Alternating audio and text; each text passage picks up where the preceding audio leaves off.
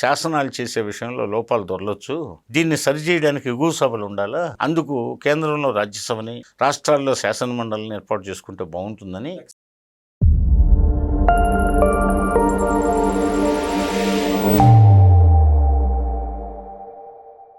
నమస్తే, welcome to think Andhra.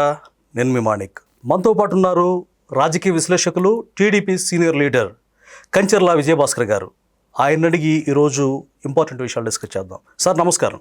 నమస్కారం sir, ఈరోజు టీడీపీ పార్టీ గురించి, అంటే మీరు ఆ పార్టీ ఆవిర్భావ సభ్యులుగా కూడా ఉన్నారు కాబట్టి, ఆ పార్టీ దళితులను కానీ ముఖ్యంగా బీసీలను కానీ ఏ విధంగా చూస్తుందో ప్రత్యేకంగా చెప్పక్కర్లేదు. అయితే తాజాగా ఇప్పుడు సందర్భం ఏంటంటే, TDP senior leader Varla Ramaiah garu, అంటే ఎస్సీ మాదిగ సామాజిక వర్గానికి చెందినవారు, అలాగే మరో మహిళ anganwadi teacher cum anganwadi union leader Talavai Ramadevi, ఒడ్డిర సామాజిక వర్గం, వాళ్ళిద్దరికి కూడా గవర్నర్ కోటాలో ఎమ్మెల్సీల పదవి దక్కింది. అంటే పార్టీ కార్యకర్త స్థాయి నుంచి ఒక ఎమ్మెల్సీ కావడం అంటే మామూలు విషయం కాదు. అవునవును.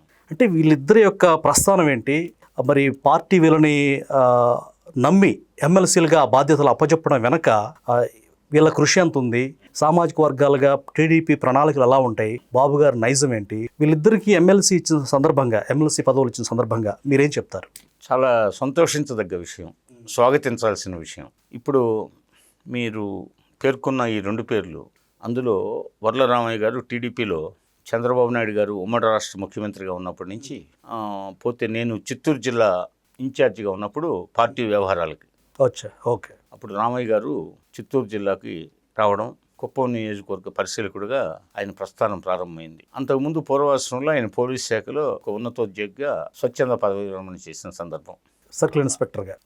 ఆ తర్వాత ఆయన ప్రజాసేవలో లీనం కావాలా, రిటైర్మెంట్ లైఫ్, స్వచ్ఛంద పదవి విరమణ తర్వాత అని అనుకున్న సందర్భంలో ఆయన తెలుగుదేశం పార్టీ ద్వారా ప్రజాసేవను విస్తృతపరచుకోవాలనే ఉద్దేశంతో తెలుగుదేశం పార్టీకి ఆయన ఆకర్షితులు కావడం, ఆ తర్వాత ఆయన కుప్పం పరిశీలకుడు కావడం, ఆ తర్వాత గౌరవనీయ ముఖ్యమంత్రి గారి దృష్టిలో ఆయన మంచి పెర్ఫార్మెన్స్ ఉన్న క్యాండిడేట్గా, మంచి వర్కర్గా, వాగ్దాటి వక్తగా గుర్తింపు తెచ్చుకోవడం, వీటన్నిటితో రామయ్య గారు ఆ తర్వాత పొలిట్ బ్యూరోలోకి ప్రవేశించడం, అదేవిధంగా ఆర్టీసీ చైర్మన్ కావడం, అదేవిధంగా శాసనసభ టికెట్ కూడా గతంలో పోటీ చేసి ఓడిపోయిన సందర్భం.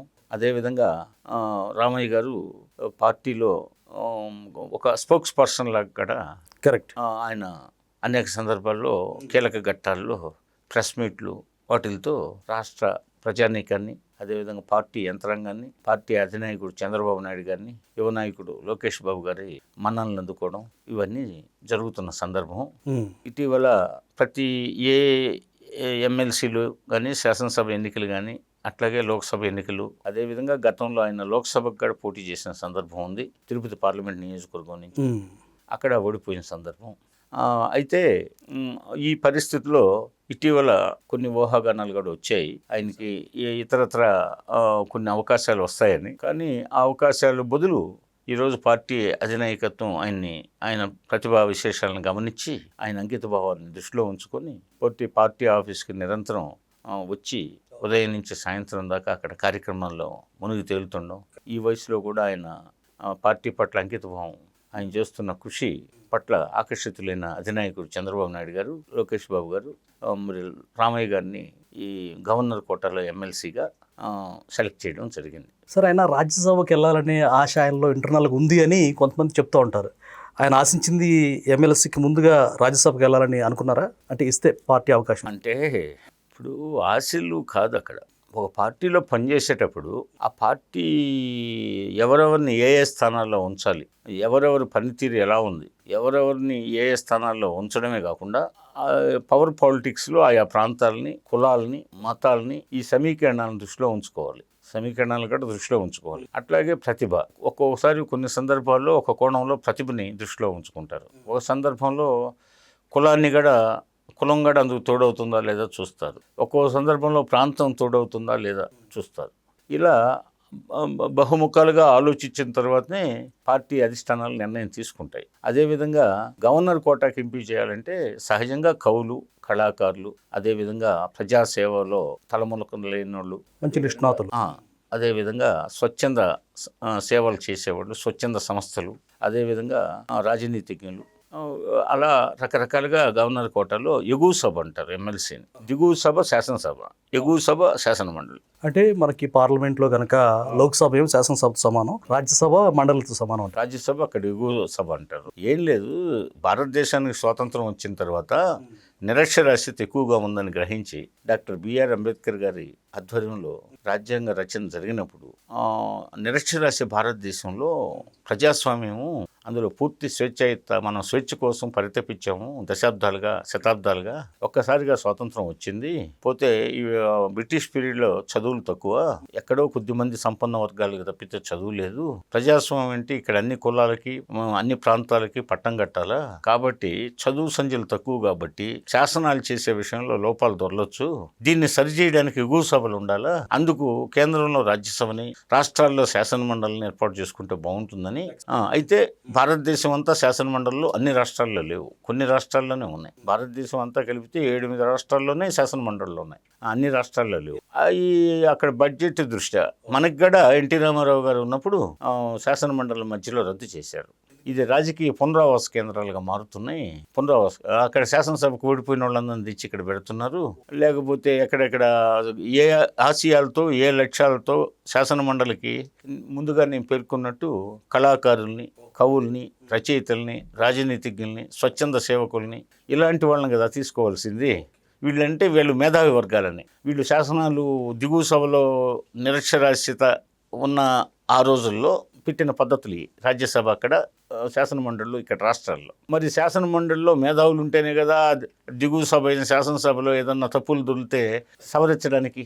అలా కాకుండా రాజకీయ పునరావాస కేంద్రాలు అవుతున్నాయని చెప్పి రాజశేఖర రెడ్డి, ఎన్టీ రామారావు తీసుకున్న నిర్ణయాన్ని రద్దు చేస్తూ రాజశేఖర రెడ్డి ముఖ్యమంత్రి అయినప్పుడు మళ్ళా శాసనమండలి పునరుద్ధరించాడు. వాళ్ళ కాంగ్రెస్ పార్టీ నాయకులకు పునరావాస కేంద్రాలుగా మార్చడానికి. ఏ ఆశయాలతో రామారావు గారు ఏ విధానాలను ఖండిస్తూ ఇది పునరావాస కేంద్రంగా మారిన శాసనమండలిని రద్దు చేశాడు, తిరిగి రాజశేఖర రెడ్డి వచ్చిన తర్వాత ఈ శాసనమండలిని మళ్ళీ పునరుద్ధరించారు. అది కంటిన్యూ అవుతుంది ఇప్పుడు. మరి లక్ష్యం ఏంటంటే ఈ శాసనసభలో ఇప్పటికీ భారతదేశంలో ఇంకా శాసనాలకు సంబంధించిన మేధస్సు, భారతదేశ చరిత్ర, సంస్కృతి, ఆంధ్రప్రదేశ్ చరిత్ర, సంస్కృతి, రాజ్యాంగం పట్ల అవగాహన, పోతే విధాన నిర్ణయాలు తీసుకోవడంలో పూర్తి స్థాయి అవగాహన లేదు కాబట్టి ఇంకా మెరుగుపడాల్సిన అవసరం ఉంది. కాబట్టి శాసన మండలిలో ఆవశ్యకతను గుర్తించి మన కూటమి ప్రభుత్వం కూడా శాసన మండలి కంటిన్యూ చేస్తుంది. కాబట్టి ఈ నేపథ్యంలో దీనికి ఎంపిక చేయాల్సిన వ్యక్తులు కొంత మేధస్సు కలిగిన వాళ్ళు అయి ఉండాలి. ఆ దృష్టిలో మన పార్టీ వర్ల రామయ్య గారిని ఎంపిక చేసుకుంది. అదేవిధంగా మన పార్టీ మొదటి నుంచి మహిళా సాధికారత కోసం తప్పిస్తుంది. అలనాడు ఎన్టీ రామారావు హయాం నుంచి ఈనాడు చంద్రబాబు నాయుడు గారి వరకు. పైగా డ్వాక్రా మహిళల విషయంలో భారతదేశంలో మొట్టమొదటి సీఎం ఆయన.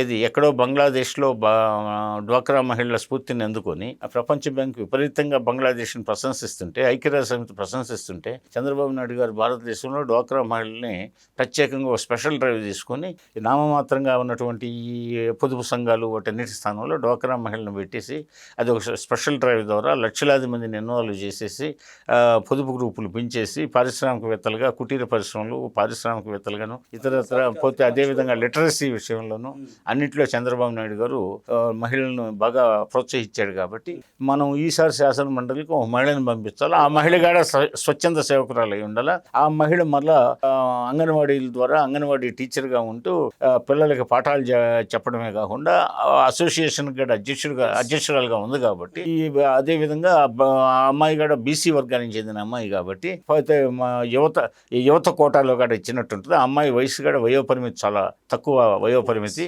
కాబట్టి అందుకని ఆ అమ్మాయి యూత్ లెక్కకు వస్తుంది. కాబట్టి అయితే రామయ్య గారు దళిత సామాజిక వర్గంలో మాదిక్ కులానికి చెందినటువంటి ఆయన సీనియర్ సిటిజను, విద్యావంతుడు, పార్టీలో దశాబ్దాలుగా పనిచేస్తున్న వ్యక్తి కావడం, పోతే రాజనీతిజ్ఞత ఆయనలో ఉండడం, వీటన్నిటి కారణాలతో అక్కడ మాదిక్ కులానికి చెందినటువంటిది రామయ్య గారిని, ఇక్కడ వడ్డేర సామాజిక వర్గానికి చెందిన దళవాయి రమాదేవి గారిని చంద్రబాబు నాయుడు గారు ఈ సందర్భంగా ఎంపిక చేశారు. గవర్నర్ కోటాకి వాళ్ళు పూర్తిగా అర్హులని నేను భావిస్తున్నాను. అయితే ఇప్పుడు అంటే సామాజిక సమీకరణాలు అంచనా వేయడంలో తెలుగుదేశం పార్టీ చాలా ఆచితూచి నిర్ణయాలు తీసుకుంటారు చంద్రబాబు నాయుడు గారు అంటారు సార్. అయితే వీళ్ళిద్దరిని చూజ్ చేసుకోవడానికి బలమైన కారణం అంటే ఇప్పుడు మీరు చెప్పిన విషయాలతో పాటుగా ఇంకేం మనం చూడొచ్చు, ఇంకే కోణాలు చూడొచ్చు అంటారు? అంటే బలమైన కారణాలంటే రాజకీయంగా దళితులంతా మనకి అంటే ఎన్టీ రామారావు గారు ఉన్నప్పుడు ఎస్సీ కమ్యూనిటీకి రిజర్వేషను 1% పెంచాడు, ఓకే.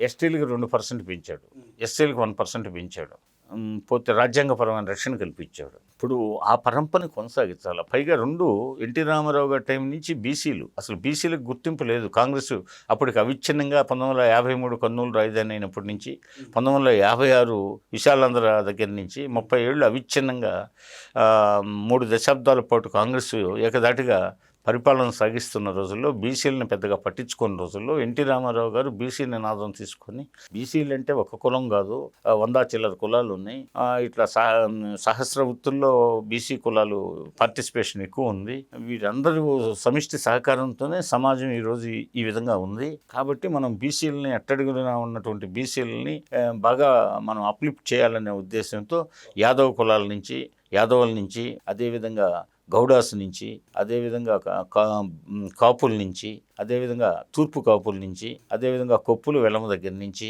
అదేవిధంగా గౌడాస్ నుంచి, అదేవిధంగా వడ్డీర కమ్యూనిటీ నుంచి, అదేవిధంగా మత్స్యకారుల కమ్యూనిటీ నుంచి, పోతే అదేవిధంగా అగ్నికుల క్షత్రియుల దగ్గర నుంచి, ఈ విధంగా ఎన్టీ రామారావు గారు బీసీలకు కొనసాగించినటువంటి ఆ పరంపరలో భాగంగా చంద్రబాబు నాయుడు గారు తెలుగుదేశం పార్టీ పాత సాంప్రదాయాలని, అదేవిధంగా ఎన్టీఆర్ గారి ఆశయాలని నిలబెడుతూ మరొక వైపు తన కూటమి ధర్మాన్ని పాటిస్తూ పోతే ఈ అన్ని కారణాలతో వీళ్ళని ఎంపీ చేసిన పరిస్థితి ఇప్పుడు. Thank you sir. ఓకే.